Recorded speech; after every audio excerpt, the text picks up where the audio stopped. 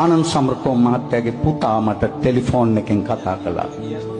කතා කරලා කිව්වා තාත්තා ගැන ගුණ සමර උත්සවයක් තියෙනවා.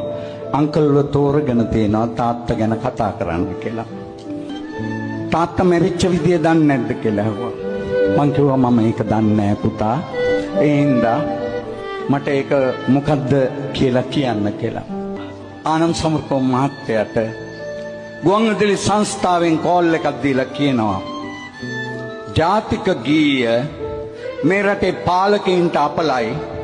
ඒ හින්දා පාලකයෝ ආරක්ෂා වෙන්න නම් මේකේ ඝන හරියට පිහිටවලා මේක ගායනා කරවන්න ඕන නැත්නම් පාලකයින්ට අපලයි.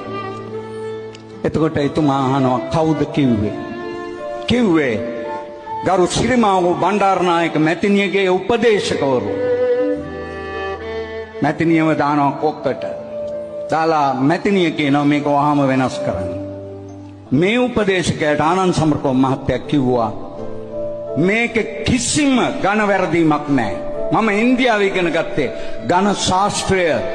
මට පිහිටෙව්වේ මං ඉන්දියාවේ ඉගෙන ගත්ත හින්දා ලංකාවේ එකෙක් දන්නේ නැහැ ඝන ශාස්ත්‍රය.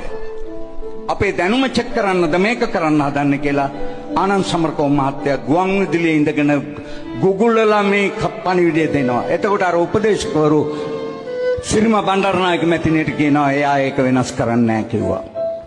මැතිණිය ගන්නවා.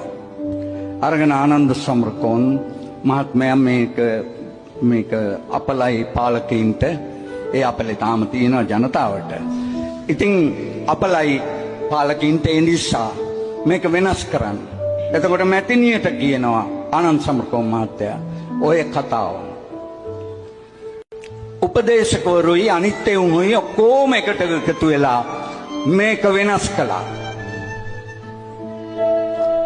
නමෝ මාතා වෙනස් කළා. ආනන්ද සමරකෝන් මහත්තයාට ඇවිල්ලා කියනවා අහන්න කියලා ගුවන් විදුලියට. එතුමා ගිහිල්ලා ඇහුවා. අහලා ගෙදර ගියා. ගෙදර ගිහිල්ලා උදේට නැගිටින වෙලාවට තාත්තා නැගිටින්නේ නැති හින්දා දරුවෝ බැලුවා තාත්තා නැගිටින්නේ නැහැ. මොකද අද කියලා දොරට ගැහුවා. දොර ඇරියේ නැහැ. දොර කඩලා බැලුවා ඇතුලේ ඇඳේ මැරිලා ඉන්නවා.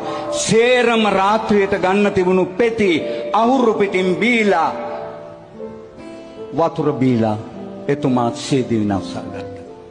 ජාතික ගීය ලිව්ව මිනිහා සියදිවි නසාගෙන මැරිච්ච Google ගහලා බලන්න එකම රට කොහෙද කියලා. එයින් මේ දේශ ප්‍රේමේ නැමැති වංචාව නැවත මුවහත් කරන්න එනවනම් ඒකට දෙන්න තියෙන උත්තරේ එතුමා ජීවිතෙන් දුන්නා. යාළුවනේ මගේ YouTube channel එකක් තියෙනවා. පුළුවන් නම් subscribe කරන්න.